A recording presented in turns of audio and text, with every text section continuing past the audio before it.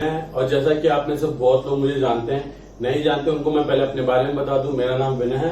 मैंने अपनी post graduation chemistry में आईआईटी इंदौर से कंप्लीट की है। और बेटा मेरा स्पेशलाइजेशन था ऑर्गेनिक केमिस्ट्री, इसलिए मेरे को ऑर्गेनिक पढ़ाना पसंद है। अब बहुत से लोगों ने बोला था कि सर हमको हिमांशु पांडे सर में आइसोमेरिज्म चैप्टर का सोल्यूशन चाहिए, क्वेश्चन को अप्रोच किस तरीके से करना है, क्या हम लोग एलिमिनेशन मेथड इस्तेमाल कर सकते हैं, किस क्या क्या छोटी छोटी टिप्स एंड ट्रिक्स हैं कि जिसका इस्तेमाल करके हम विदाउट ज्यादा नॉलेज के भी क्वेश्चन को सेकंड्स में सॉल्व कर दें। ठीक है, तो इस बुक के अंदर आइसोमेरिज्म में अराउंड बेटा 350 प्लस क्वेश्चन है। ठीक है, 350 प्लस क्वेश्चन है। अब मेरा ये मानना है कि आइसोमेरिज्म में अगर आपको आइसोमेरिज्म में अच्छी पकड़ बनानी है तो आपको बेटा क्वेश्चन सॉल्व करके उसको पढ़ना है। क्यों? बिकॉज अगर आप सिर्फ कॉन्सेप्ट पढ़ते रह जाओगे, उस कॉन्सेप्ट का एप्लीकेशन या फिर उसका अप्लाइड पार्ट अगर आपको नहीं आता तो कोई फायदा नहीं है। तो आइसोमेरिज्म का सबसे पढ़ने का बेस्ट तरीका यही है कि उसमें बेस्ड क्वेश्चन सॉल्व करो डिफरेंट टाइप के, तो अपने आप थियरी भी रिवाइज हो जाएगी बेटा, और साथ साथ आपको एक आइडिया भी मिल जाएगा, ब्रॉड आइडिया कि किस तरीके के क्वेश्चन आपको पूछे जा सकते हैं। ठीक है, और आप सब जानते हो कि आइसोमेरिज्म एक ऐसा चैप्टर है जिसका इस्तेमाल हम हर एक चैप्टर में ऑर्गेनिक में करते हैं। एडवांस में तो खासकर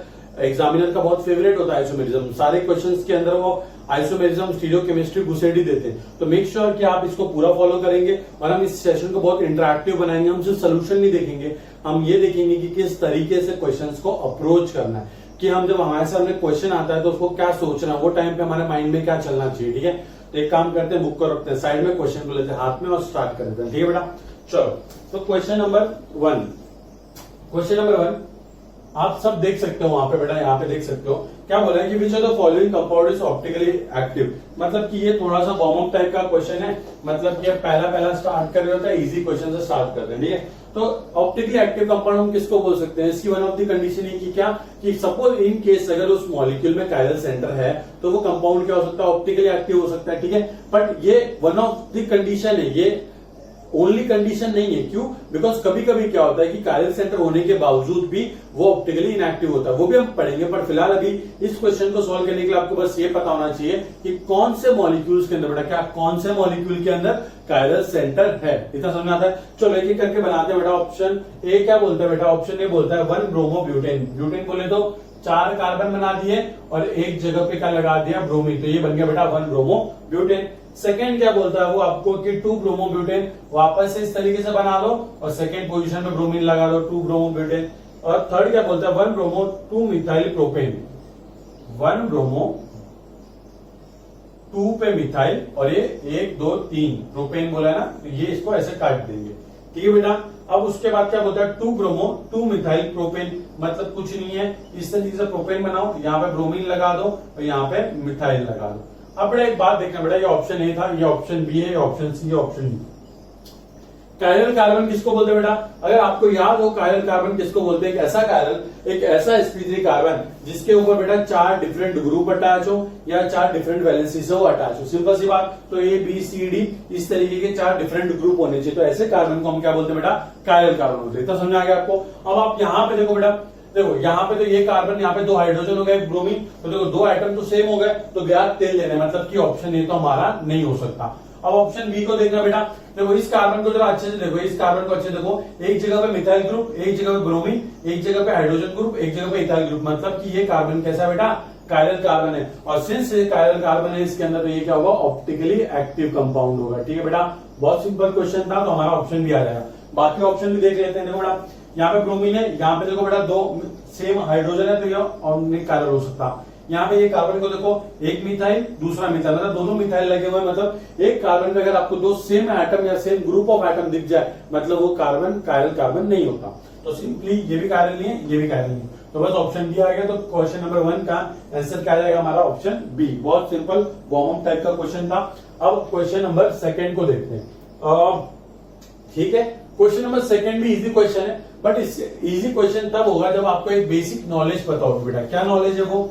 आपको ये पता होना चाहिए कि जब फिशर प्रोजेक्शन फॉर्मूला में क्या बोल रहा है ये, कि जब फिशर प्रोजेक्शन फॉर्मूला होता है कि उसमें आप ऐसा क्या चेंज करोगे कि इसका जो कॉन्फ़िगरेशन हो एब्सोल्यूट है। एब्सोल्यूट मतलब कि वो कॉन्फ़िगरेशन चेंज ना हो। ठीक है, आपको मैं पहले नॉलेज दे देता हूं कि नॉलेज क्या है। देखो, एक वर्टिकल लाइन और एक हॉरिजॉन्टल लाइन, सपोज एक कार्बन है। ठीक है, इसके पास 4 एटम है, ए बी सी डी। ठीक है, सपोज मान लेते हैं कि ये टाइम पे इसका कॉन्फ़िगरेशन क्या है बेटा? आर। अब क्या होता है बेटा, इस कार्बन के अक्रॉस ये जो 4 ग्रुप ऑफ एटम्स हैं, अगर इनको आप even number of times change करो, कितना number of time, even number of time, even number बोले तो 2 4 6 8 ऐसे, तो क्या होता है बेटा, अगर मैंने इसको even number of time change किया, मतलब एक काम करता हूं कि सी को डी से चेंज कर देता हूं, मतलब इसको इस तरीके से स्वैप कर देता हूं, डी यहाँ पे सी यहाँ पे, तो क्या हो जाएगा बेटा, ए और बी तो भी वहीं पे, ठीक है, तो ये कहां, सी यहाँ पे चले जाएगा, डी यहाँ पे चले जाएगा।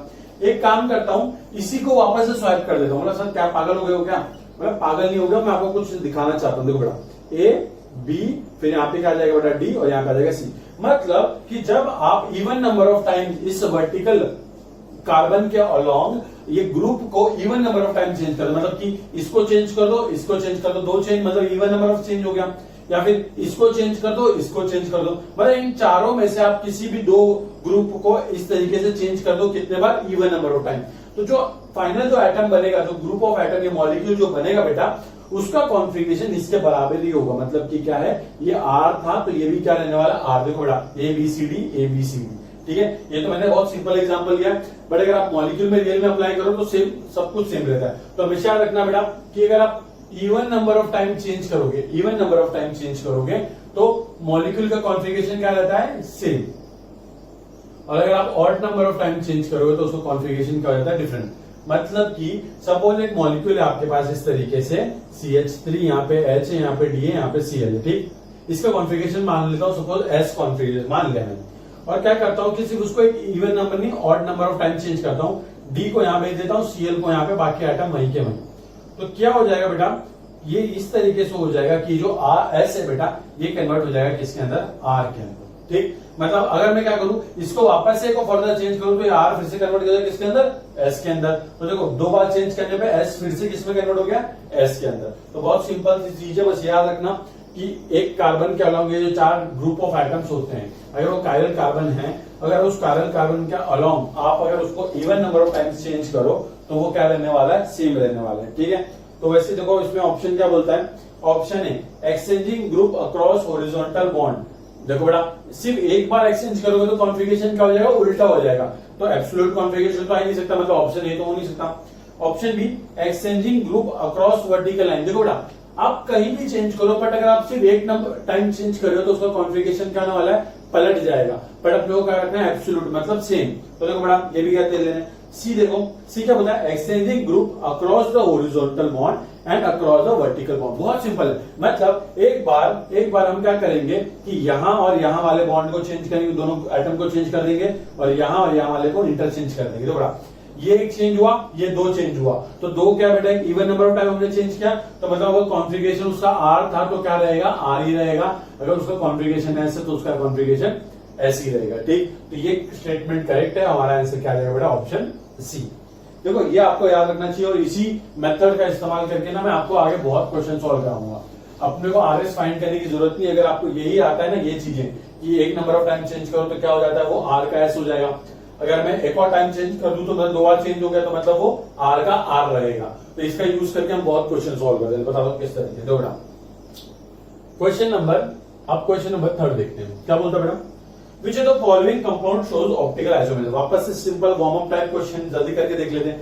मतलब जिस मॉलिक्यूल के अंदर कायरल कार्बन होगा वो ऑप्टिकली एक्टिव है। डायरेक्टली बताता हूं आपको बेटा, मैं टाइम बर्बाद नहीं करते इनमें। ऑप्शन सी देखो बेटा, CH3, यहाँ पे कार्बन है, यहाँ पे हाइड्रोजन है उसके पास, यहाँ पे एक OH और यहाँ पे C2H5, एक मिथाइल ग्रुप है, एक हाइड्रोजन है, एक हाइड्रोक्सी ग्रुप है, एक इथाइल ग्रुप है, चारों डिफरेंट ग्रुप है। मतलब ये क्या हो जाएगा, कायरल कार्बन, और जिस मॉलिक्यूल में कायरल कार्बन आ गया वो ऑप्टिकली एक्टिव हो सकता है, ये ऑप्टिकली एक्टिव है, ठीक है बेटा। अब मैं क्यों बोल रहा हूँ कि हो सकता है, बिकॉज कभी कभी क्या होता है ना कि आपने अगर याद हो मीजो कंपाउंड अगर बताऊंगा आपको मैं, मीजो कंपाउंड में क्या होता है कि 2 कायरल सेंटर होते हैं, स्टिल वो ऑप्टिकली क्या होता है, इनएक्टिव होता है। क्यों इनएक्टिव होता है वो अभी देखेंगे हम, ठीक है बेटा। तो इसका आंसर तो क्या आ गया बेटा, ऑप्शन सी। बहुत simple question, warm up type का ही है। अब क्वेश्चन नंबर 4 देखते हैं। क्वेश्चन नंबर 4 क्या बोल रहा है बेटा, क्वेश्चन नंबर 4 आप देख सकते हो, वहां पे क्या बोल रहा है, total number of stereo isomer of the following compound. कौन सा बेटा, 2,4 डाइक्लोरोहेप्टेन। बहुत सिंपल है बेटा, 2,4 डाइक्लोरोहेप्टेन बना लेते हैं पहले, 2 4 6 और 1 7, ठीक है। 2,4 मतलब 1 2, यहाँ पे क्लोरीन लगा दो, 3 4 यहाँ पे क्लोरीन लगा दो। सिंपल है बेटा। देखो हेप्टेन मतलब 7 कार्बन, 1 2 3 4 5 6 7, 2,4 बोलते हैं तो क्या करें 1 2 3 4 2,4 डाइक्लोरोहेप्टेन। अब कायरल कार्बन ढूंढ लो बेटा, बहुत सिंपल है। देखो बेटा ये वाला कार्बन, देखो ये वाला कार्बन, एक क्लोरीन अटैच है, एक मिथाइल, एक इतनी बड़ी चेन और एक हाइड्रोजन, मतलब ये वाला कार्बन तो क्या है कायरल कार्बन है, सिंपल।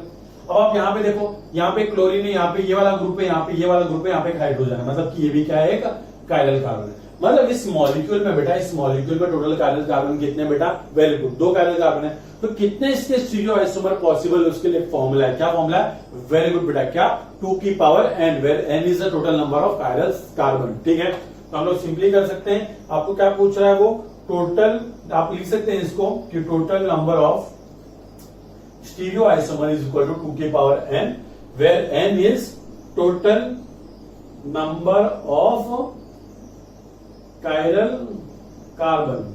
ठीक है बेटा, बहुत सिंपल है, total number of chiral carbon. अब देखो बेटा 2 की पावर n, कितने कायरल कार्बन आ गए, तो n की वैल्यू क्या आ जाएगी यहाँ पे 2, तो इसके आंसर क्या आ जाएगा 2 की पावर 2 मतलब 4, तो आंसर आ गया टोटल स्टीरियोआइसोमर 4, जो कि हमारा क्या ऑप्शन सी।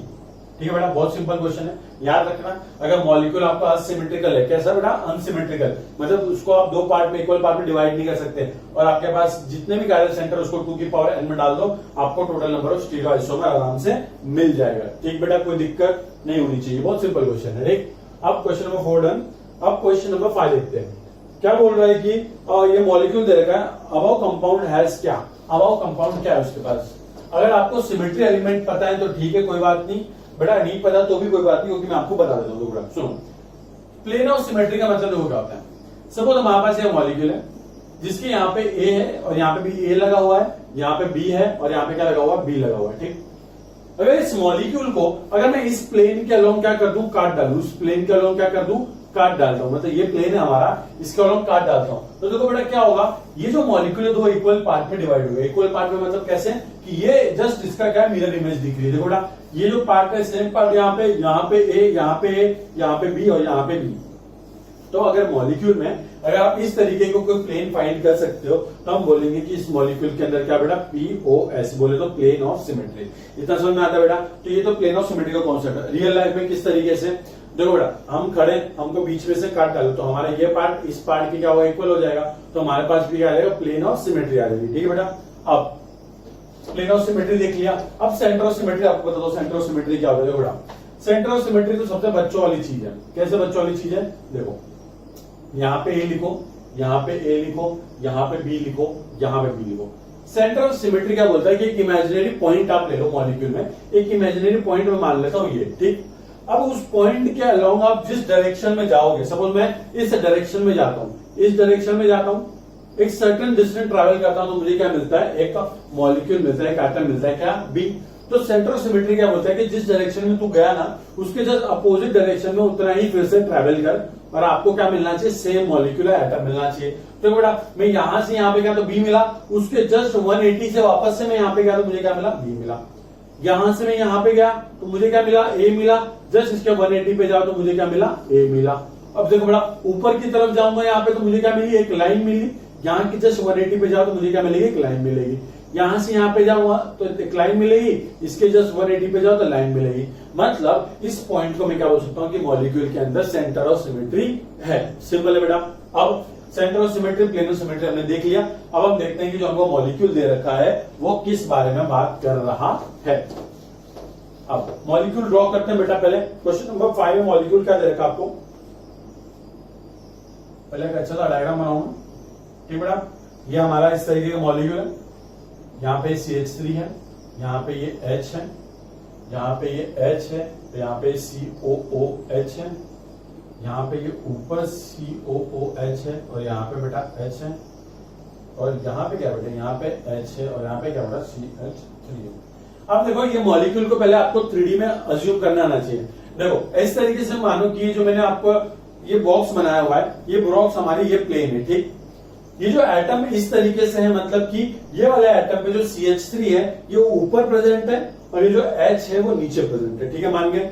अब ये COH का है ऊपर है, ये COH का है नीचे है। ठीक है, इतना समझ में आता है। अब मैं आपको एक सिंपल सा एक वो एग्जांपल देता हूं जिससे आपको समझ में आएगा कि किस तरीके से मैं क्या बोलना चाहता हूं। देखो बेटा, देखो सपोज ये हम मान लेते हैं कि जो कैप है, ये कैप, ये क्या हमारा COH रिप्रेजेंट करता है, ये COH रिप्रेजेंट करता है। ये वाले कार्बन में तो COH ऊपर है, तो मान लेता हूं कि COH का है बेटा ऊपर की तरफ, ठीक। ये वाले कार्बन में COH का है, तो मैं मान लेता हूं COH का है नीचे की तरफ, मतलब कैप का है नीचे की तरफ। अब आप खुद देखो बेटा, अज्यूम करो ये लोग यहाँ पे चिपक चुके हैं, ठीक है। अब अगर यहाँ पे एक सेंटर है, ठीक है, यहाँ पे सेंटर है, तो यहां से मैं ऊपर की तरफ जाऊंगा तो मुझे क्या मिलेगा, कैप मिलेगा, ठीक। तो सेंटर ऑफ सिमेट्री क्या बोलता है कि अगर तू इस तरफ में ऊपर की तरफ आ रहा है तो कैप मिल रहा है, तो इसी पॉइंट के तू नीचे की तरफ जस्ट 180 पे जा तो मुझे एक और कैप मिलना चाहिए। देखो बेटा, यहाँ पे गया तो कैप मिला, यहाँ पे गया तो भी क्या मिला, कैप मिला। सिंस कलर अलग अलग है, बट इनको कलर क्या रिप्रेजेंट कर रहा है, ये कैप क्या रिप्रेजेंट कर रहा है, COH। मतलब कि अगर आप यहाँ पे एक पॉइंट मानो तो देखो बेटा, ऊपर की तरफ जाऊंगा तो मुझे एक एटम हाइड्रोजन मिलेगा, जस्ट उसके 180 पे चलो बेटा तो वापस मुझे क्या मिलेगा, हाइड्रोजन मिल गया। देखो इसके नीचे की तरफ जाऊंगा तो मुझे क्या मिलेगा, CH3, इसके जस्ट ऊपर की तरफ जाऊंगा तो क्या मिलेगा, CH3। देखो बेटा, अब इसके ऊपर की तरफ जाऊंगा तो क्या मिलेगा मेरे को, COH, इसके नीचे की तरफ जाऊंगा तो क्या मिलेगा मेरे को, COH। तो इस तरीके से मतलब इस मॉलिक्यूल के अंदर क्या बेटा, सेंटर ऑफ सिमेट्री है। प्लेनर सिमेट्री तो नहीं है, क्यों, क्योंकि आप किसी भी प्लेन से इसको काटने की कोशिश करो वो दो इक्वल पार्ट में डिवाइड नहीं होगा, ठीक है। प्लेनर सिमेट्री का सबसे सिंपल एग्जांपल है, ब्रेड का स्लाइस ले लो, उसको बीच में से काटो, तो जो ऊपर वाली ब्रेड है वो नीचे वाली ब्रेड की क्या करो, जस्ट मिरर इमेज दिखेगी, है ना बेटा, तो उसको प्लेन ऑफ सिमेट्री बोलते हैं। वैसे बेटा इसको ऐसे काटो तो बात नहीं बनेगी, इसमें क्या बेटा, सेंटर ऑफ सिमेट्री। इतना समझ आ गया बेटा। चलो तो ये तो क्वेश्चन हमारा हो गया। अब क्वेश्चन नंबर 5 डन। अब देखते हैं बेटा क्वेश्चन नंबर 5 के बाद क्या है बेटा, question number 6। Which of the following is chiral. देखो आपस से वार्म अप टाइप का क्वेश्चन है, ज्यादा टाइम बर्बाद करेंगे नहीं। क्वेश्चन नंबर 6 के अंदर डायरेक्टली देखते हैं। देखो कायरल का मैं आपको पहले ही बता चुका हूं कि एक ऐसा कार्बन जिसके पास क्या होना चाहिए, 4 डिफरेंट ग्रुप या फिर 4 डिफरेंट वैलेंसी से वो अटैच हो, ठीक बेटा। देखो मैं आपको बेसिक से लेके चल रहा हूं और आप कभी भी इसको कहीं पे लैग मत करना, ठीक। और आपको वीडियोस पसंद आती है तो नीचे कमेंट करके बताओ, तो वो मुझे मोटिवेट करती है और वीडियोस बनाने के लिए। तो मेक श्योर आप लाइक, कमेंट और सब्सक्राइब तो करेंगे, ठीक है। और आपको एक एक क्वेश्चन देखना है, अगर आपको आता है स्टिल देखो रिवीजन हो रहा है बेटा, रिवीजन अच्छी बात है, ठीक है। तो कुछ स्किप नहीं करना है, पूरा सीरीज अच्छे से फॉलो करनी है, ठीक। चलो क्वेश्चन नंबर 6 क्या बोलता है, विच of the following molecule is chiral. बहुत सिंपल है, ड्रॉ कर लेते हैं। देखो मैं आपको डायरेक्टली कायरल मॉलिक्यूल बना के दिखा देता हूँ। ऑप्शन बी कायरल है इसके अंदर। कैसे, क्लोरोप्रोपेन, प्रोपेन बोले तो बेटा इस तरीके से 1 2 3, अरे यार इधर, हाँ ठीक। क्या बोलता है 1,3 डाइब्रोमो, 1 पे ब्रोमीन है, 3 पे ब्रोमीन है, और 1,3 डाइब्रोमो 1 क्लोरोप्रोपेन, 1 पे ही क्या बेटा क्लोरीन है। अब देखो बेटा, अगर आपको छोटा स्ट्रक्चर लग रहा है तो मैं बड़ा बना देता हूं, कोई दिक्कत नहीं है। ये लो, यहाँ पे ब्रोमीन लगा हुआ है, यहाँ पे क्लोरीन लगा हुआ है, और यहाँ पे भी क्या लगा हुआ है, ब्रोमीन लगा हुआ है, ठीक। अब ये पूछ रहा है कि क्या मॉलिक्यूल कायरल मॉलिक्यूल है कि नहीं, है ना बेटा।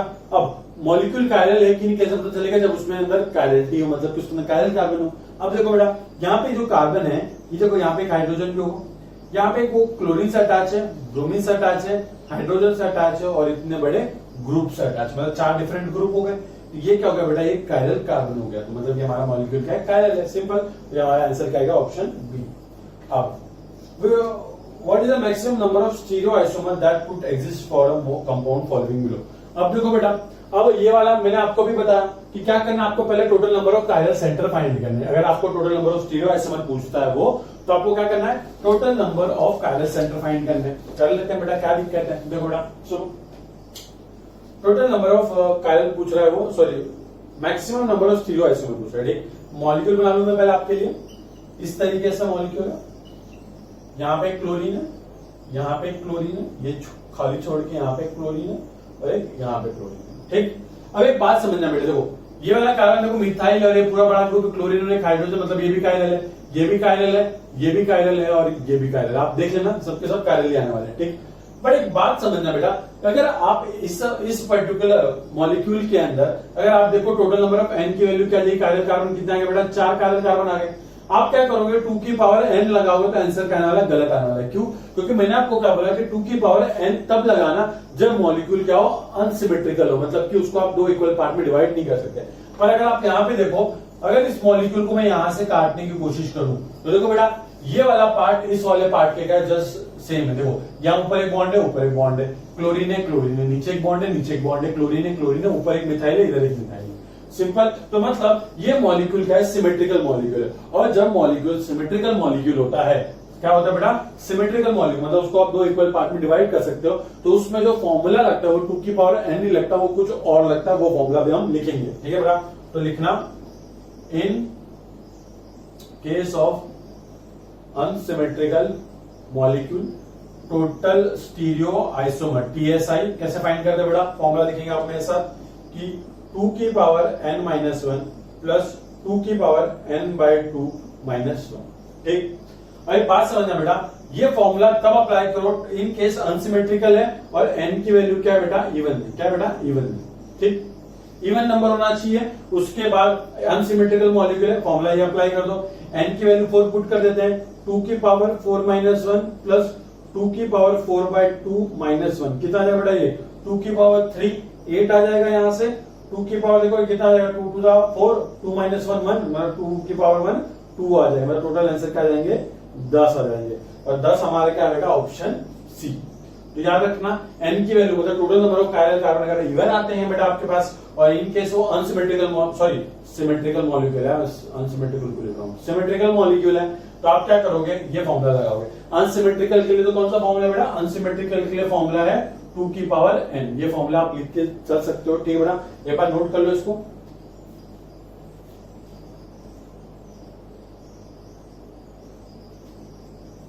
चलो, तो बेटा क्वेश्चन नंबर 7 डन। अब क्वेश्चन नंबर 8 देखते हैं। देखो बेटा, मीसो कंपाउंड क्या होता है, तो मैं आपको जस्ट बताता हूं, बहुत सिंपल है। मीसो कंपाउंड के लिए मिनिमम क्राइटेरिया क्या होता है कि मिनिमम उसके बाद 2 कायरल कार्बन होना चाहिए। मिनिमम कितने, 2, ज्यादा कुछ नहीं भी हो सकता। मिनिमम कितने कायरल कार्बन होना चाहिए, 2, और उसके पास एक क्या होना चाहिए, प्लेन ऑफ सिमेट्री। मतलब अगर एक कंपाउंड है हमारे पास, उसके पास अगर 2 मिनिमम कायरल कार्बन है और एक प्लेन ऑफ सिमेट्री है, तो ऐसे मॉलिक्यूल को हम क्या बोलते हैं बेटा, मीसो कंपाउंड। क्या बोलते हैं बेटा, मीसो कंपाउंड। अभी देख लेते हैं। देखो बेटा, ऑप्शन 1 की बात करो, ऑप्शन 1 की बात करें हम, तो मैं आपको ड्रॉ करके दिखाता हूं सारे ऑप्शन। देखो बेटा, इस तरीके से यहाँ पे CH3 है, यहाँ पे H है, यहाँ पे OH है, यहाँ पे H है और यहाँ पे OH है। देखो बेटा, मैं आपको डिटेल में समझा रहा हूं, तो बोर होने की जरूरत नहीं है, रिवीजन कर लो आराम से। ठीक है, मैं जानता हूँ बहुत से बच्चों को आता होगा, तो सोच रहे होंगे सर क्या इजी क्वेश्चन करा रहे हो, बट बेटा थोड़ा वार्म अप करो पहले इजी क्वेश्चन के साथ, तब जो आपके ट्रिकी क्वेश्चन है वो भी करेंगे, तब मजा आएगा। ठीक है, डायरेक्टली अगर आप सीधा क्रिकेट में गेम खेलने चलेंगे तो दिक्कत हो जाएगी, पहले वार्म अप करना पड़ता है। ठीक है, तो वैसे यहाँ पे हम पहले क्या करें, इजी क्वेश्चन से थोड़ा माइंड को थोड़ा इसको लुब्रिकेट करते, थोड़ा उसको आदत डालते, फिर क्या होगा, स्टार्ट करते हैं। देखो बेटा, यहाँ पे ये कायरल कार्बन, ये कायरल कार्बन, तो मिनिमम 2 कायरल कार्बन की कंडीशन तो सेटिस्फाई हो गई, बट इसमें प्लेन ऑफ सिमेट्री आप पास नहीं करा सकते। क्यों, क्योंकि तो ऊपर CH3 नीचे इथाइल ग्रुप है, तो जब आप प्लेन ऑफ सिमेट्री पास करो तो ये वाला पार्ट उसके ये वाले पार्ट के इक्वल होगा नहीं, तो ये कंपाउंड हमारा मीसो हो सकता नहीं। अब सेकेंड कंपाउंड देख लो बेटा, सेकेंड कंपाउंड कैसा दे रखा है आपको, इस तरीके से दे रखा है, CH3 H Cl, यहाँ पे Cl है, H, यहाँ पे CH3। देखो 2 कायरल कार्बन है, वेरी गुड, बट अभी भी आप इसको प्लेन ऑफ सिमेट्री नहीं बोल सकते। क्यों, क्योंकि यहाँ पे क्लोरीन और यहाँ पे क्या बेटा, हाइड्रोजन। अगर यहाँ पे क्लोरीन होता तब आप इसको प्लेन ऑफ सिमेट्री बोल सकते थे। क्यों, क्योंकि जब आप काटते तो chlorine chlorine, hydrogen hydrogen, methyl methyl cut जाता, बट अभी कैसा दे रखा है, यहाँ पे हाइड्रोजन दे रखा है। वो कुछ चतुर बच्चे क्या करेंगे कि इस मॉलिक्यूल को घुमा डालते हैं, घुमाने का नहीं, जिस फॉर्म में दे रखा है उस फॉर्म में करो, ये भी मीसो नहीं है। ऑप्शन 3 देखो बेटा, ऑप्शन 3 में आपको यहां पर बना के रहा हूं, इस तरीके से साइक्लोहेक्सेन दे रखा है, यहां पे एक मिथाइल ग्रुप है बेटा और यहां पे एक मिथाइल ग्रुप है। ये तो पता ही होगा ना आपको, इसको क्या बोलते हैं बेटा, वेज बॉन्ड। वेज बॉन्ड मतलब कि प्लेन के जो ऊपर बॉन्ड होते हैं। ठीक, यहाँ पे मिथाइल, यहाँ पे मिथाइल, तो बेटा ये कायरल कार्बन, ये कायरल कार्बन, क्यों, और ये कार्बन एक मिथाइल से, एक ये ग्रुप से अटैच है और एक ये ग्रुप से अटैच है और एक हाइड्रोजन से अटैच है ना। अब यहाँ देखो, ये वाला मिथाइल ये इस ग्रुप से अटैच है, ये इस ग्रुप से अटैच है, हाइड्रोजन से अटैच है, तो ये भी कायरल हो गया। और अब आप देखो कि अगर मैं इस मॉलिक्यूल को इस प्लेन के अलोंग क्या कर दूं, काट डालूं, क्या करूं, इस प्लेन के अलोंग काट डालूं, तो ये मॉलिक्यूल 2 इक्वल पार्ट में क्या हो जाएगा, डिवाइड हो जाएगा। थोड़ा सा अच्छा प्लेन बनाता हूं ताकि देखने वाले भी सोचें कि क्या प्लेन बनाया था। देखो इस तरीके से पास करना है हमको प्लेन, इस प्लेन के अलोंग पास करो। देखो ये वाला पार्ट ये वाले पार्ट से कट गया बराबर, देखो इसके जस्ट साइड में कार्बन से मिथाइल, इसके जस्ट कार्बन से मिथाइल। और याद रखना बेटा, ये वाला मिथाइल अगर ऊपर की तरफ है तो ये वाला भी ऊपर की तरफ ही होना चाहिए। अगर ये ऊपर ये नीचे तो प्लेन ऑफ सिमेट्री नहीं आ पाएगी, बट सिर्फ भगवान की दया से दोनों ऊपर है तो प्लेन ऑफ सिमेट्री भी आ गया। प्लेनो सिमेट्री भी है, कायरल कार्बन भी दो। तो बेटा ये क्या है हमारा कंपाउंड, ये मीजो कंपाउंड है। और मीजो कंपाउंड की खासियत ये होती है कि कायरल कार्बन होने की वजह से भी, कायरल कार्बन होते हुए भी ये कंपाउंड क्या होता है बेटा, ऑप्टिकली इनएक्टिव होते हैं। ऑप्टिकली इनएक्टिव मतलब कि जो प्लेन पोलराइज्ड लाइट होती है उसके प्लेन को वो रोटेट नहीं कर पाते। और इसका एक याद रखना कि इसकी ऑप्टिकली इनएक्टिव का रीजन होता है बेटा इंटरनल कंपनसेशन। इंटरनल कंपनसेशन बोले तो बेटा कि ये वाला पार्ट इस वाले पार्ट के रोटेशन को क्या कर देगा, कैंसिल कर देगा। ठीक है, तो internal compensation, meso compound optically inactive होते हैं, याद रखना। आंसर क्या आ जाएगा बेटा, आंसर आ जाएगा हमारा बी, जो कि क्या है हमारा 3 ओनली। ठीक है, आप देख सकते हो आराम से, बहुत सिंपल क्वेश्चन। ठीक, question number 8 done. Question number 9, among the following structure shown below lowest potential energy. बहुत सिंपल, बहुत सिंपल, बहुत सिंपल। देखो अगर मैं आपको डायरेक्टली आपको एक बात बताऊं, एक बात समझ आ रखना, इसको तो आप मतलब ऐसा करो कि आप उसको एकदम रट लो बात को। ठीक है, कि जब भी आपको साइक्लोहेक्सेन का चेयर फॉर्म दे और आपको स्टेबिलिटी पूछे तो दिमाग में डायरेक्टली एक बात आनी चाहिए कि अगर सारे के सारे ग्रुप, अगर सारे के सारे जो ग्रुप्स है बेटा, अगर वो इक्विटोरियल पोजीशन पे है, सारे के सारे जो बल्कि ग्रुप हैं, जो सब्स्टिट्यूएंट्स अगर वो इक्विटोरियल पोजीशन है, इक्विटोरियल पोजीशन पे जाना बहुत सिंपल है। साइक्लोहेक्सेन बनाना सीख लो पहले, ये बना लिया।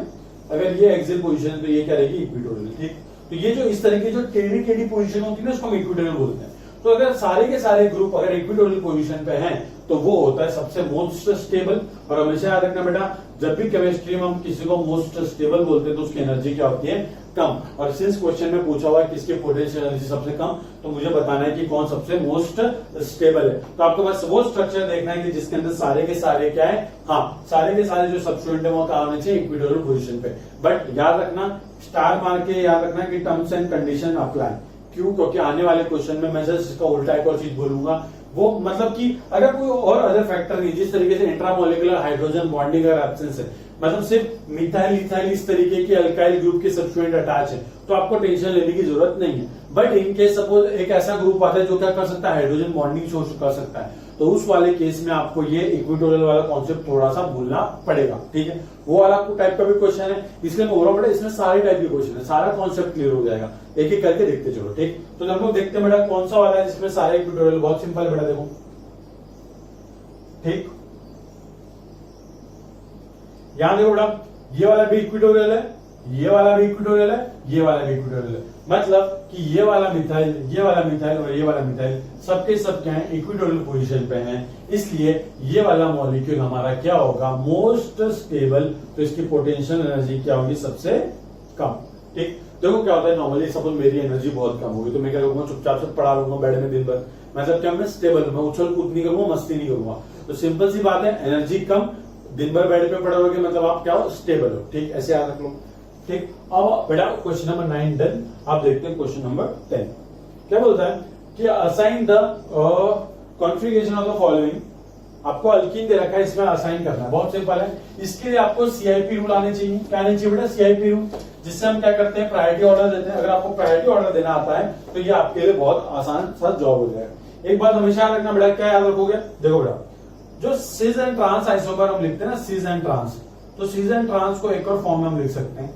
सिस को हम लिख सकते हैं Z और ट्रांस को हम लिख सकते हैं E फॉर्म में। ठीक, कुछ नहीं है, अगर वो सिस आइसोमर जैसा दिख रहा है तो Z लिख देना, ट्रांस दिख रहा है तो E लिख देना। ठीक, अभी मैं आपको दिखाता हूँ ये क्वेश्चन करके। देखो C double bond C triple bond C, sorry यहाँ पे N है ये, ओके यहाँ पे N है, यहाँ पे बेटा CH डबल बॉन्ड NH है, ऊपर क्या बेटा, ऊपर है C ट्रिपल बॉन्ड CH है यहाँ पे बेटा आपके पास है CH डबल बॉन्ड CH2। अब देखो बेटा, अब हमको क्या करना होता है कि इस कार्बन और इस कार्बन के, देखो इस कार्बन पे दो ग्रुप अटैच है, अपने को फाइंड करना है कि किसकी प्रायोरिटी ज्यादा है। देखो अब फिर इसी कार्बन पे हम देखेंगे किसकी प्रायोरिटी ज्यादा है। अगर दोनों प्रायोरिटी ग्रुप, अगर सपोज ये मानता हूं कि ये प्रायोरिटी ग्रुप और ये प्रायोरिटी ग्रुप मान लेते हैं, तो अगर ये दोनों प्रायोरिटी ग्रुप अगर सेम साइड पे है तो मैं उसको बोलूंगा सिस, या तो फिर Z आइसोमर। अगर सपोज मानता हूं कि ये प्रायोरिटी ग्रुप ये है, इस वाले कार्बन का, इस वाले कार्बन का प्रायोरिटी ग्रुप ये है, अगर इस वाले कार्बन का प्रायोरिटी ग्रुप ये है, इस वाले कार्बन का प्रायोरिटी ग्रुप ये है, इन केस तो ये एक दूसरे की क्या हो रहे हैं, ट्रांस, तो ट्रांस को क्या बोल दूंगा ई। तो बस अपन को फाइंड करना है कि प्रायोरिटी ग्रुप कौन सा है। देखो इस कार्बन में देखो C ट्रिपल बॉन्ड C को मतलब पता है क्या होता है, इसको आप इस तरीके से अज्यूम कर सकते हो कि कार्बन से कितने बार अटैच है, 3 बार अटैच है। ठीक, तो हम मान लेते हैं कि हम इसको इस तरीके से लिख सकते हैं, इस तरीके से कि कार्बन कार्बन से कितने बार अटैच है, 3 बार अटैच है। यहाँ पे देखो कार्बन डबल बॉन्ड कार्बन मतलब कि कार्बन कार्बन से कितने बार अटैच होगा, 2 बार। यहाँ पे कार्बन ट्रिपल बॉन्ड मतलब कि कार्बन नाइट्रोजन से कितने बार अटैच होगा, 3 बार। तो यहाँ पे 3 बार एन लिख देता हूं मैं। देखो इस तरीके से बड़ा सिंपल हो जाता है यार नाइट्रोजन। अब एक बात देखो बेटा, ये इस दोनों में कंपेयर करने, यहाँ देखो ये कार्बन और ये कार्बन सेम है, तो ये दोनों तो आपको कंपेयर कर नहीं सकते। बट ये कार्बन 3 कार्बन से अटैच है और ये वाला कार्बन 2 कार्बन और 1 हाइड्रोजन से अटैच, मतलब ये वाला कार्बन आपका 3 कार्बन से अटैच है और ये वाला कार्बन बेटा 2 कार्बन और 1 हाइड्रोजन से अटैच। तो मुझे बताओ बेटा किसकी प्रायोरिटी ज्यादा दिख रही है, very good. Atomic mass number mass सब इसका ही ज्यादा है, नंबर भी इसका ही ज्यादा है, तो मतलब ये ग्रुप क्या हमारा, ये वाला है प्रायोरिटी, तो इसकी हम प्रायोरिटी देते हैं नंबर 1, ठीक। तो ये तो हमारा सबसे बिगेस्ट प्रायोरिटी वाला ग्रुप है इस वाले कार्बन के लिए। अब यहां देखो बेटा ये वाला कार्बन 3 नाइट्रोजन से अटैच है और यहां देखो बेटा ये वाला कार्बन 2 नाइट्रोजन और 1 हाइड्रोजन से अटैच। जो ये वाला कार्बन से भी अटैच है पर काउंट नहीं कर रहे, 3 नाइट्रोजन और 2 नाइट्रोजन 1 हाइड्रोजन, प्रायोरिटी इसको जाएगी, ओबीसी वाले इसको जाएगी। तो ये भी क्या हमारा नंबर 1 वाला प्रायोरिटी। अब देखो सिंस अल्कीन में दोनों प्रायोरिटी ग्रुप क्या है, सेम साइड में प्रेजेंट है, मतलब ये भी ऊपर है ये भी ऊपर है, मतलब क्या है वो, ये किस फॉर्म में, सिस फॉर्म में। तो इसको सिस एंड ट्रांस तो लिख नहीं सकते क्योंकि दोनों ग्रुप क्या है, डिफरेंट है। बट इसको सिस ना लिखते हुए मैं क्या लिख सकता हूँ, इसको मैं लिख सकता हूँ जेड आइसोमर। क्या लिख सकता हूँ बेटा, जेड आइसोमर, बहुत सिंपल है। अगर प्रायोरिटी ग्रुप सेम साइड पे तो जेड और प्रायोरिटी ग्रुप अपोजिट साइड में तो ई, ठीक है। तो इसका आंसर क्या जाएगा बेटा, ऑप्शन बी। आई होप आप लोगों को समझ में आ गया हो, ठीक बेटा। Question number 10 done. अब काम करते हैं क्वेश्चन नंबर 11। क्वेश्चन नंबर 11 क्या बोलते बेटा, among the following the most stable isomer is. अब देखो बेटा, अब जैसा मैंने आपको नॉलेज दिया उसके हिसाब से आप लोग तो तुरंत बोल दोगे सर इक्विटोरियल पे जो सर जी आपने भी बताया कि इक्विटोरियल पे जो होता है मोस्ट स्टेबल होता है, तो एक काम करो जल्दी से फटाक से जिसमें इक्विटोरियल देख रहा है उसको टिक करके आ जाओ ना बेटा, ना ऐसा नहीं करना। इतनी सिंपल ऑर्गेनिक होती तो बेटा क्या मतलब मजा ही कुछ और होता जिंदगी में, बट इतनी सिंपल ऑर्गेनिक नहीं है। तो बेटा एक बात नोट करना आप कि यहाँ पे मैंने आपको एक बात बताई थी, अगर मॉलिक्यूल के अंदर अगर इंट्रा मॉलिक्यूलर हाइड्रोजन बॉन्डिंग का अगर आपको सिचुएशन दिख जाए तो आपको क्या करना है, आपको थोड़ा सा अपना दिमाग और चलाना है, ठीक बेटा। तो दिमाग चला लेते हैं, क्यों, क्योंकि अगर मॉलिक्यूल में बेटा अगर वो एक्सियल पोजीशन पे रह के इंट्रा मॉलिक्यूलर एच बॉन्डिंग कर सकता है, मतलब क्या होगा बेटा, जब एक मॉलिक्यूल के अंदर अट्रैक्शन फोर्स डोमिनेट करते हैं, मतलब एच बॉन्डिंग अट्रैक्शन फोर्स ही है बेटा, है ना। तो जब अट्रैक्शन फोर्स डोमिनेट करते हैं तो क्या होता है, सिस्टम स्टेबल हो जाता है। तो सिस्टम स्टेबल होने के लिए वो इस फॉर्म में एग्जिस्ट करेगा कि वो एच बॉन्डिंग शो कर सके, ठीक।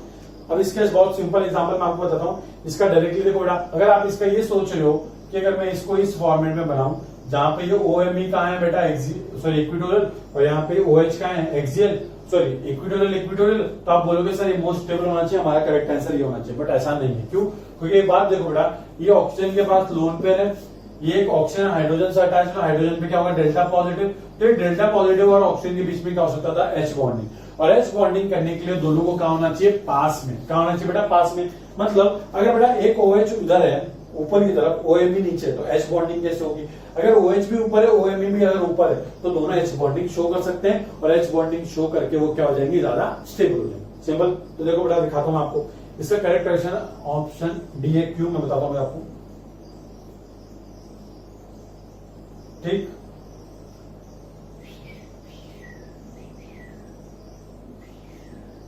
इसको इस फॉर्मेट में क्यों लिखा है बताओ, दो ऑक्सीजन से हाइड्रोजन अटैच है, ऑक्सीजन मोल इलेक्ट्रोनेगेटिव, हाइड्रोजन सबसे लीस्ट, तो क्या होगा बेटा, चार्ज का सेपरेशन, इलेक्ट्रॉन खींचेगा delta negative delta positive. Oxygen के पास यहाँ पे क्या होता है बेटा, लोन पेयर होते हैं, है ना। लोन पेयर मतलब इलेक्ट्रॉन, तो पॉजिटिव मतलब इलेक्ट्रॉन डेफिशिएंट, लोन पेयर मतलब इलेक्ट्रॉन वो होते हैं, तो इनके बीच में क्या होगा, अट्रैक्शन फोर्स, जिसको हम क्या बोलते हैं, एच बॉन्ड या फिर हाइड्रोजन बॉन्डिंग।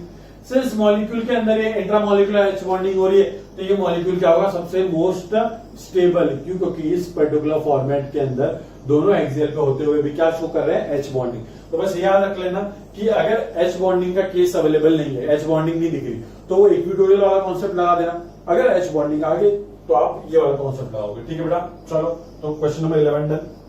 आप पहले एक बार इसको लिख लो बेटा, थोड़ा सा लिख लो।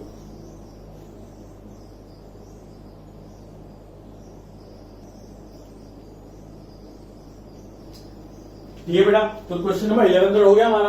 अब क्वेश्चन नंबर 12 देखते हैं। बहुत सिंपल क्वेश्चन है, बस थोड़ा सा लेंथी क्वेश्चन है, तो आपको देख के थोड़ा सा डर लग रहा हो, पर डरना नहीं। क्यों, क्योंकि मैंने सब पढ़ा, ठीक।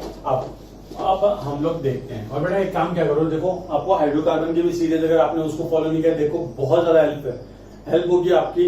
इतने सारे टाइप के क्वेश्चन है कि जेई में हमेशा वहां से क्वेश्चन आने ही आना है, नीट में भी आएंगे बेटा, तो आपको फॉलो तो करना है सारी सीरीज, क्योंकि ये सब आपके लिए बना रहा हूं, ठीक है।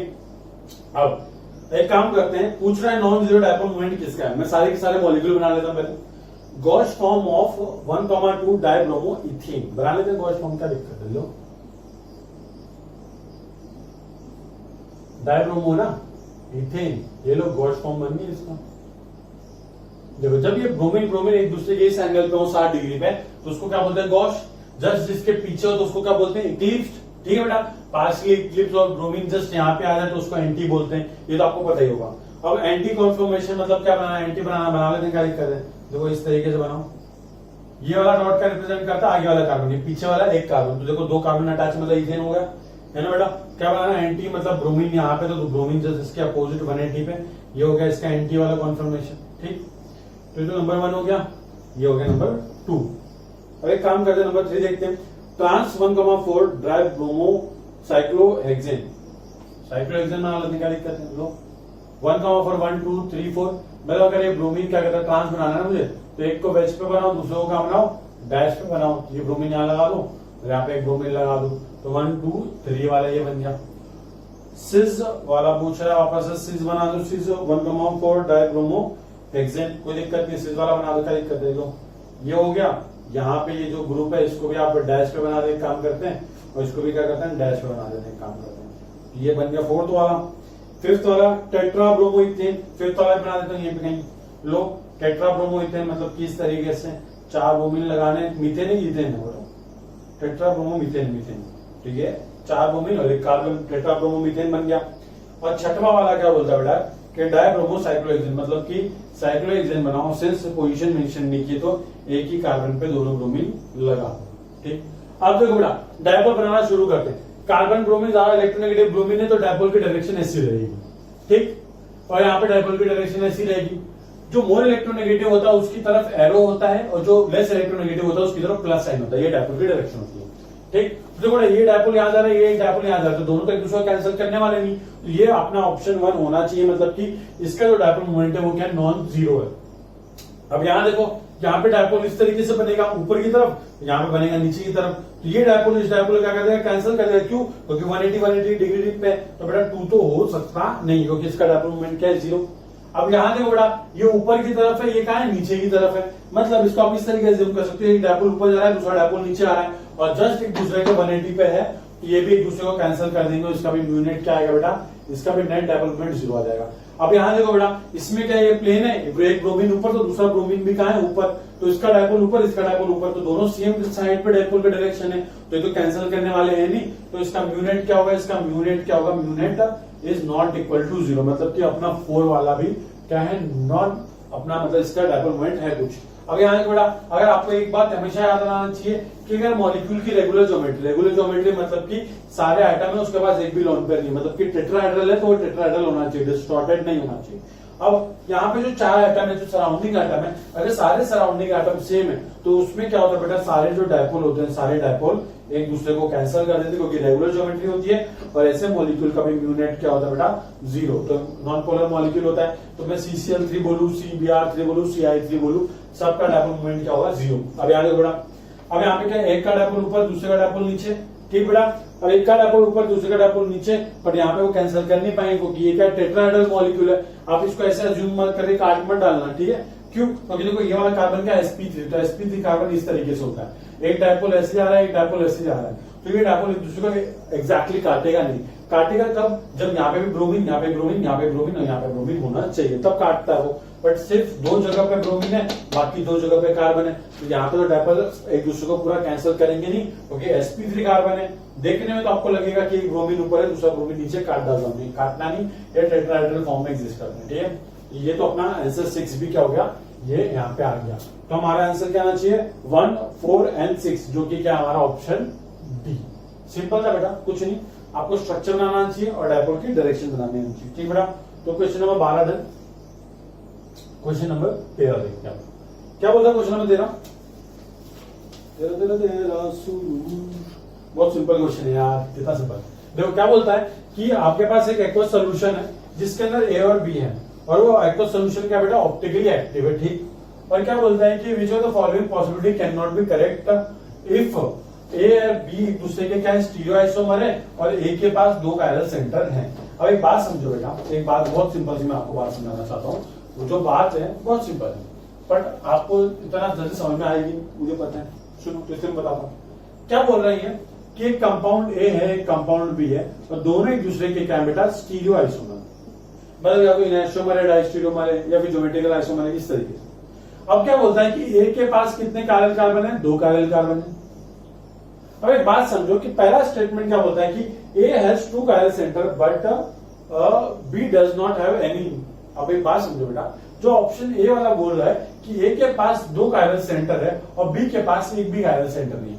अब एक बात बताओ, जब इसके पास 2 कायरल सेंटर है, मान लेता हूं कि इसका कायरल सेंटर का कॉन्फ़िगरेशन क्या है, एक का आर है दूसरे का एस है, तो अगर मुझे इसका एनैंसोमर बनाना है तो एनैंसोमर क्या होता है, जस्ट इसका अपोजिट कॉन्फ़िगरेशन आर का एस हो जाएगा, एस का आर हो जाएगा। तो मतलब अगर जो बी वाला कंपाउंड है उसके पास भी 2 कायरल सेंटर और उसके जो आपके जो कॉन्फ़िगरेशन है वो जस्ट एक ही क्या अपोजिट, तभी मैं उसको क्या बोलूंगा, एनैंसोमर बोलूंगा। या फिर क्या हो कि बी के पास 2 कायरल सेंटर हो, एक कॉन्फ़िगरेशन क्या रहे, सेम रहे, दूसरा भी क्या हो जाए, चेंज हो जाए, तो इसको हम क्या बोलते हैं, डायस्टीरियोमर। बट उसके लिए कंडीशन क्या है कि मिनिमम अपना बी वाले के पास भी होना चाहिए कायरल सेंटर, तभी तो ए और बी एक दूसरे के क्या हो सकते हैं, stereo isomer. Without chiral centre भी स्टीरियो आइसोमर हो सकता है, कैसे, ज्योमेट्रिकल आइसोमर, या फिर उस कंपाउंड का ना असिमेट्रिक प्रेजेंट हो। बट सिर्फ स्टेटमेंट में क्या बोला है कि ए के पास 2 कायरल सेंटर है और बी के पास एक भी कायरल सेंटर नहीं है, बट ये कभी पॉसिबल है ही नहीं। क्यों? क्योंकि अगर ए के पास कायरल सेंटर 2 है तो बी के पास भी 2 कायरल सेंटर होने चाहिए, तभी जाके वो एक दूसरे के क्या बोल सकते हैं, स्टीरियो आइसोमर। तो जो हमारा ऑप्शन ए है वही गलत है, हमको मिल गया हमारा जो इनकरेक्ट स्टेटमेंट है वो क्या बेटा, ऑप्शन ए। ठीक, अब बेटा question number 13 then question number 14 देखते हैं क्या बोलता है क्वेश्चन नंबर 14 कि how many stereogenic centre does it contain. Stereogenic centre का मतलब क्या होता है बेटा, हाँ वेरी गुड, कुछ नहीं, कायरल सेंटर को, स्टीरियोजेनिक सेंटर को लिख दिया है और आप थोड़ा सा पागल हो जाओगे कि सर ऐसा क्या पूछ डाला इसमें, हमारी जिंदगी बर्बाद होगी, है ना। कुछ नहीं बर्बाद हुई है, आपको बस total number of chiral carbon या कायरल सेंटर बताना है। ठीक, एक काम करता हूं, मॉलिक्यूल बनाता हूं, फिर आपके लिए बहुत आसान हो जाएगा। ये इस तरीके से मॉलिक्यूल है हमारा। वैसे मेरी ड्राइंग अच्छी है ना, इतनी भी अच्छी नहीं है बट स्टिल काम चला हुआ। अब यहाँ से एक ऑक्सीजन है, ये इस तरीके से डबल बॉन्ड O है, यहाँ पे आपके पास एक फिनाइल है। अब एक बात देखो बेटा, ये कार्बन देखो, ये ग्रुप से अटैच है, ये वाला ग्रुप से अटैच है, ये वाले ग्रुप से अटैच है, यहाँ पे हाइड्रोजन है, तो मतलब ये वाला कार्बन, तो कार्बन हो गया। इधर देखो ये भी कार्बन है, ये इस ग्रुप से अटैच है, ये इससे अटैच है, ये इससे अटैच है, और ये यहाँ पे हाइड्रोजन से अटैच है, 4 डिफरेंट। अब आप यहाँ पे देखो, इसको भी देखो, इसको भी, ये एक इससे अटैच है, इससे अटैच है, इससे अटैच है, एक हाइड्रोजन से अटैच है, मतलब ये भी कायरल हो गया। इसको देखो, ये एक इससे अटैच है, इससे अटैच है, इससे अटैच है, एक हाइड्रोजन से अटैच है, तो ये भी कायरल हो गया। तो टोटल हमारे पास कितने कायरल कार्बन है, कायरल सेंटर है बेटा 4, तो हमारे पास टोटल 4 स्टीरियोजेनिक सेंटर है। सिंपल आंसर क्या जाएगा, ऑप्शन डी। कुछ नहीं करना है, बच्चों वाले क्वेश्चन है।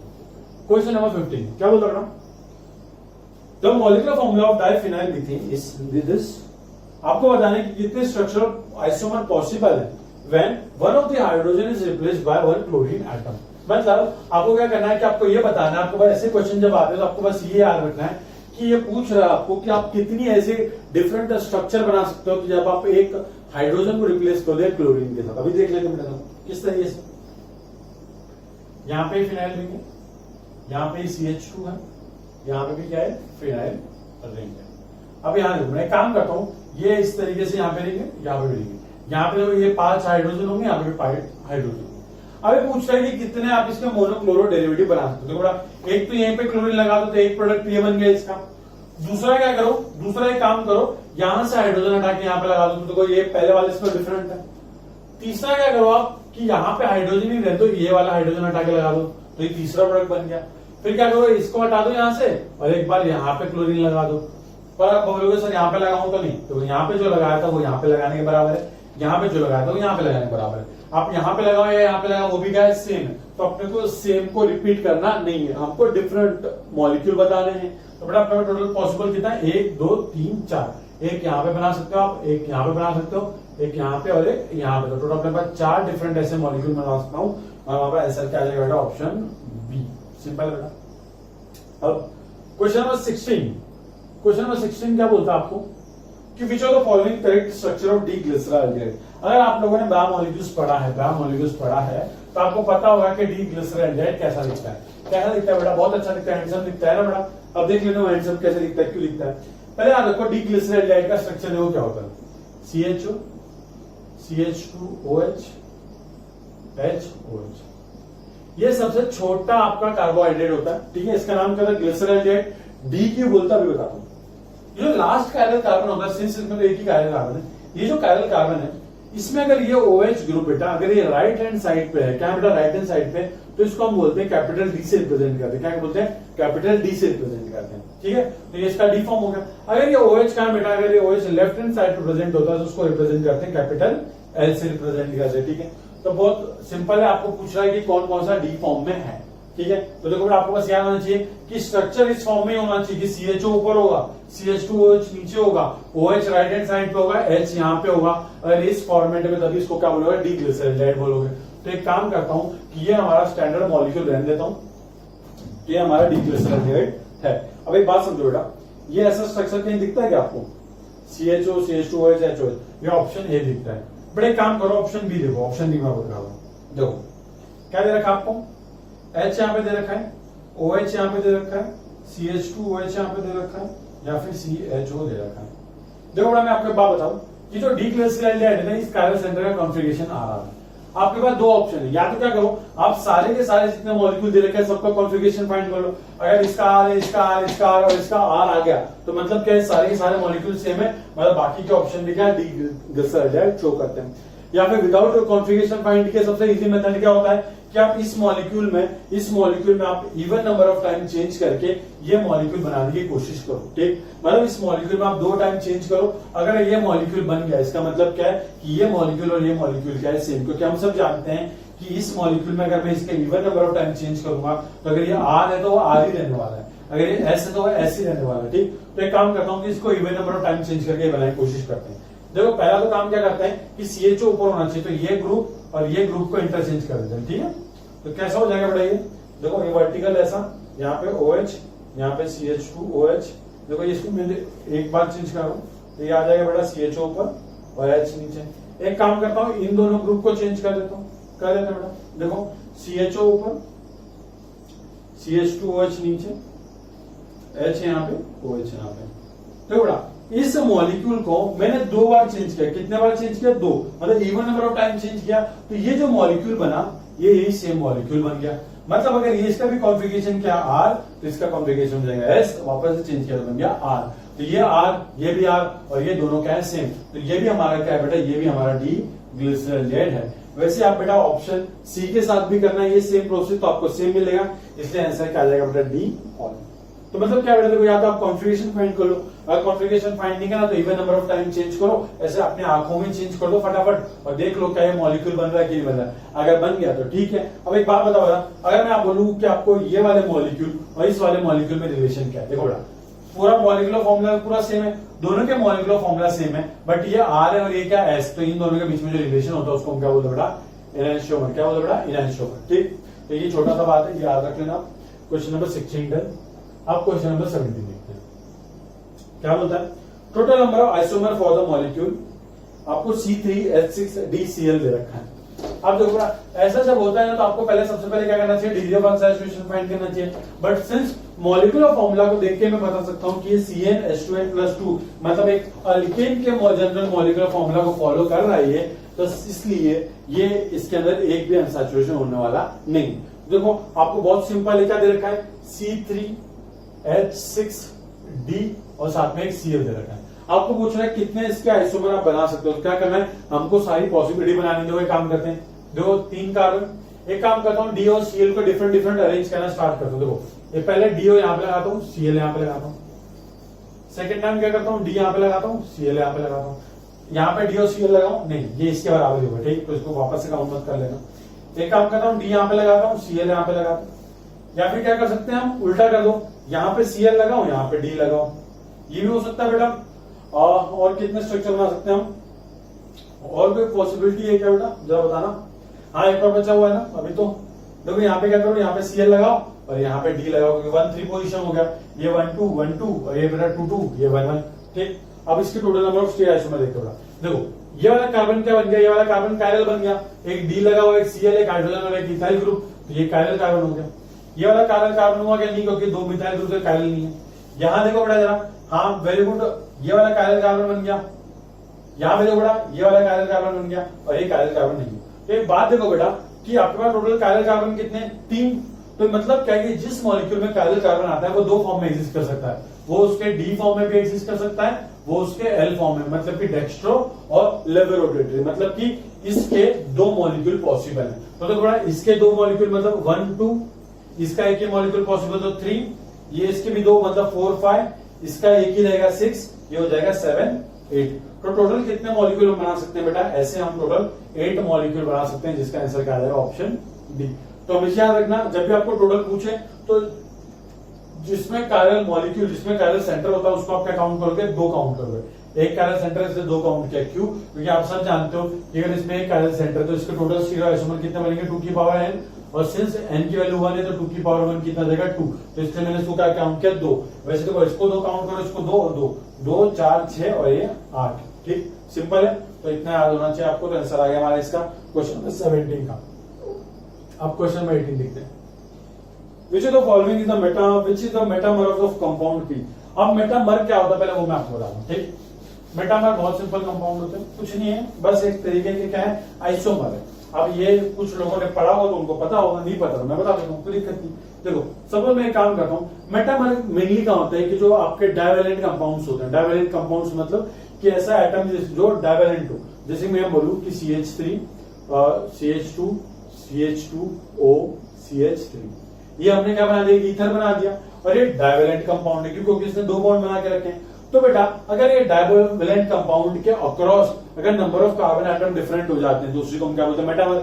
मतलब मैं क्या करूं कि एक CH2 को उठा के यहाँ डाल दूं, तो बेटा क्या करता हूं मैं, मॉलिक्यूलर फॉर्मूला सेम रहने देना आपको, क्या रखना, मॉलिक्यूलर फॉर्मूला सेम, पर एक CH2 को यहां से उठा के वहां पे डाल दिया। देखो बेटा ये भी मॉलिक्यूलर फॉर्मूला जो है, इसका मॉलिक्यूलर फॉर्मूला सेम है, दोनों का क्या है बेटा, मॉलिक्यूलर फॉर्मूला तो क्या है, सेम, ठीक। बट आप ये देखो कि डाइवेलेंट एटम के अक्रॉस यहाँ पे एक मिथाइल है, यहाँ पे 2 कार्बन है, मतलब यहाँ पे इथाइल ग्रुप है, यहाँ पे मिथाइल ग्रुप है, तो इसी दोनों को हम क्या बोलते हैं बेटा, मेटामर, ठीक है, बहुत सिंपल है। मेटामर कुछ नहीं, डाइवेलेंट कंपाउंड होना चाहिए, उसके अक्रॉस अगर number of carbon atom different हो जाएंगे, बट याद रखना कि दोनों मॉलिक्यूल का मॉलिक्यूलर फॉर्मूला सेम होना चाहिए। क्यों, क्योंकि मेटामर एक टाइप का आइसोमर है। आइसोमर हम किसमें डिफाइन करते हैं, जिसके मॉलिक्यूलर फॉर्मूला सेम होते हैं, ठीक बेटा। तो देख लेते हैं बेटा किसके अंदर आपको मॉलिक्यूल देखो क्या दे रखा है, आपको मॉलिक्यूल दे रखा है इस तरीके से, एक OMe लगा के दे रखा है,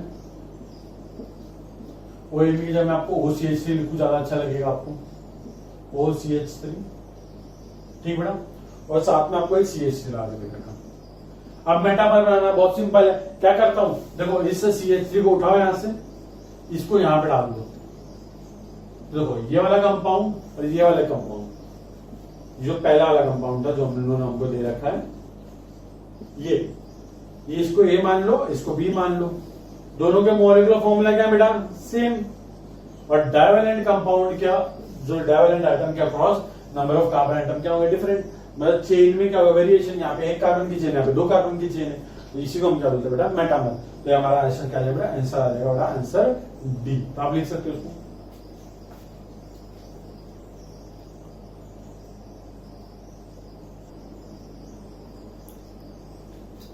ठीक बेटा। 18 डन। अब एक काम करते हैं 19 देखते हैं। 19 क्या बोल रहा है बेटा कि if degree of unsaturation is 3 then compound shows, मतलब देखो बेटा ये बहुत सिंपल क्वेश्चन है, वैसे क्वेश्चन तो बोलना नहीं चाहिए इसको, पर सिंस क्वेश्चन दे रखा है तो सॉल्व करना बनता है। देखो डिग्री ऑफ अनसैचुरेशन का मतलब क्या होता है, अगर आपके पास 1 डिग्री ऑफ अनसैचुरेशन है, इसका मतलब होता है या तो आपके पास एक पाई बॉन्ड हो या तो आपके पास एक रिंग हो, एक पाई बॉन्ड और एक रिंग, तो उसको क्या बोलते हैं, 1 डिग्री ऑफ अनसैचुरेशन। तो बेटा एक बात समझो, अगर आपके पास 3 डिग्री ऑफ अनसैचुरेशन है तो उसका मतलब क्या हो सकता है, देखो 1 triple bond and 1 double bond. देखो बेटा 1 triple bond and 1 double bond. Triple bond में बेटा 2 पाई बॉन्ड, मतलब कि 2 पाई हो गए, और एक डबल बॉन्ड में 1 पाई बॉन्ड, तो टोटल 3 पाई बॉन्ड, और देखो बेटा ये 3 ड्यू भी है, तो मतलब ऑप्शन ए करेक्ट है हमारा। ऑप्शन बी क्या बोलता है, 1 डबल बॉन्ड और 2 रिंग, 1 डबल बॉन्ड और साथ में 2 रिंग है। एक बात रखो, 1 डबल बॉन्ड में 1 पाई बॉन्ड हो गया, 2 रिंग में 2 ड्यू हो जाएगा, तो 1 + 2 कितना हो जाएगा 3, तो 3 ड्यू सेटिस्फाई हो गया फिर से। मतलब आपको बस याद रखना है कि एक ड्यू मतलब एक पाई बॉन्ड और एक रिंग होता है। तो 3 ड्यू का मतलब क्या हो सकता है, या तो 3 पाई बॉन्ड हो, या 3 रिंग हो, या फिर 1 पाई बॉन्ड 2 रिंग हो, 2 पाई बॉन्ड 1 रिंग हो, या फिर 1 रिंग 1 पाई बॉन्ड 2 रिंग, मतलब इतने परमुटेशन कॉम्बिनेशन हम बना सकते हो। ओवरऑल सम क्या आना चाहिए उसका 3 आना चाहिए। अब देखो बेटा या फिर आपके 1 रिंग 2 डबल बॉन्ड, 1 रिंग है और 2 डबल बॉन्ड है, तो बेटा एक बात देखो 2 डबल बॉन्ड में 2 पाई बॉन्ड आ जाएंगे, 1 रिंग में 1 ड्यू आ जाएगा, तो दोनों को सम करो बेटा क्या आ जाएगा 3। ये भी सेटिस्फाई कर रहा है, तो आंसर आ जाएगा बेटा डी ऑल ऑफ दिस। ठीक है बेटा। अब मैं आपको एक क्वेश्चन दूं, आप मुझे बताना जरा, ये बेंजीन का मॉलिक्यूल है, इसमें ड्यू बताओ कितना ड्यू है इसका। बहुत सिंपल है, 1 2 3 पाई बॉन्ड है और एक रिंग है, तो देखो कितना आ जाएगा 1 + 3 4, तो बेंजीन के अंदर ड्यू कितना होता है बेटा 4। सिंपल सी बात है। क्वेश्चन नंबर 20 लिखते हैं। अब ज्योमेट्रिकल आइसोमेरिज्म इज पॉसिबल है। देखो ये तो ना बड़ा आपको याद होना चाहिए, एकदम रट आना चाहिए कि जो ज्योमेट्रिकल आइसोमेरिज्म होता है वो क्या होता है बेटा, सिस एंड ट्रांस होता है। अब एक बात समझो, सपोज मैं आपको छोटा पेपर देता हूँ, छोटू सा पेपर, मैं आपको बोलता हूँ उस पेपर को ट्विस्ट करो, ठीक, और मैं आपको इतना बड़ा पेपर देता हूँ, मैं बोलता हूँ आपको ट्विस्ट करो, तो आप आराम से किसको ट्विस्ट कर पाओगे, बड़े पेपर को, क्योंकि उसको साइज बड़ा है। बस वैसे ही याद रखना कि जितनी बड़ी रिंग होती है उसकी फ्लेक्सिबिलिटी उतनी ज्यादा होती है, और फ्लेक्सिबिलिटी ज्यादा होती है तो वो cis and trans isomerism show कर सकता है। ठीक, मतलब कि ये जो कंपाउंड आपको इन्होंने दे रखा है, ये जो ऑप्शन डी वाला कंपाउंड, ये इस तरीके से ये जो क्या कौन सा फॉर्म दे रखा है, ये वाला बॉन्ड यहाँ, ये वाला बॉन्ड यहाँ, मतलब यहाँ पे हाइड्रोजन होगा और यहाँ पे हाइड्रोजन, दोनों हाइड्रोजन का सेम साइड पे, तो ये क्या होगा बेटा, ये हमारा होगा सिस फॉर्म। अब आप इसका ट्रांसफॉर्म बना सकते हैं, क्यों, क्योंकि इसमें total number of carbon atom कितने बेटा, 1 2 3 4 5 6 7 8 9 10। तो बेटा कार्बन आइटम अगर 10 है तो उसकी रिंग की साइज बहुत बड़ी है, और रिंग की साइज बड़ी मतलब बड़ा पेपर, तो उसको आप आराम से क्या कर सकते हैं, ट्विस्ट कर सकते हो। मतलब ट्विस्ट कर सकते हो इन द सेंस कि ये जो हाइड्रोजन है ये एक दूसरे के ट्रांस में जा सकते हैं, और इसका आप ट्रांसफॉर्म बना सकते हो। अभी तो फ्री रोटेशन पॉसिबल नहीं, क्योंकि डबल बॉन्ड के अक्रॉस फ्री रोटेशन पॉसिबल नहीं होता, बट अगर इसका हम बनाना चाहें तो इसका दूसरा फॉर्म बन सकता है। ठीक, तो मतलब इसका इस चीज है तो इसका ट्रांस भी बन सकता है, तो हम इसका ज्योमेट्रिकल आइसोमर बना सकते हैं। इसका रीजन क्या है, बड़ी रिंग, फ्लेक्सिबिलिटी, रीजन ये सब है। ए बी सी देखो बेटा 6 मेंबर 5 मेंबर और 4 मेंबर की रिंग, बहुत छोटी छोटी रिंग होती है, रिंग उतना फ्लेक्सिबल नहीं कि वो क्या हो सके, ट्विस्ट हो सके, तो उसका ट्रांस आइसोमर नहीं बनता। तो बस ये कंपाउंड है जो नंबर 10 वाला या फिर से ज्यादा नंबर ऑफ कार्बन वाली रिंग, जिसको आप क्या कर सकते हो, सीरीज और ट्रांसफॉर्म में एग्जिस्ट करवा सकते हो। तो ये 20 क्वेश्चन हमारा डन, तो इसका आंसर आ जाएगा डी। और थैंक यू सो मच बेटा, इस वीडियो सीरीज को प्लीज अच्छे से आप सब्सक्राइब कीजिए चैनल को, फिर इसको आप अपने फ्रेंड के साथ शेयर कीजिए, बहुत हेल्पफुल होने वाला है। आइसोमेरिज्म जनरली कोई पढ़ाता नहीं है, यूट्यूब पे कोई सॉल्व भी नहीं करवा रहा question, first time Himanshu Pande sir की बुक का हम सोल्यूशन कर रहे हैं, तो मेक श्योर आप इसको हर कोने कोने तक पहुंचाएं और सब्सक्राइब करें चैनल को, ठीक है। और जो अच्छा लगता है बेटा वीडियो में कमेंट करके आप जरूर बताएं, ठीक है। थैंक यू सो मच, जय गणेश।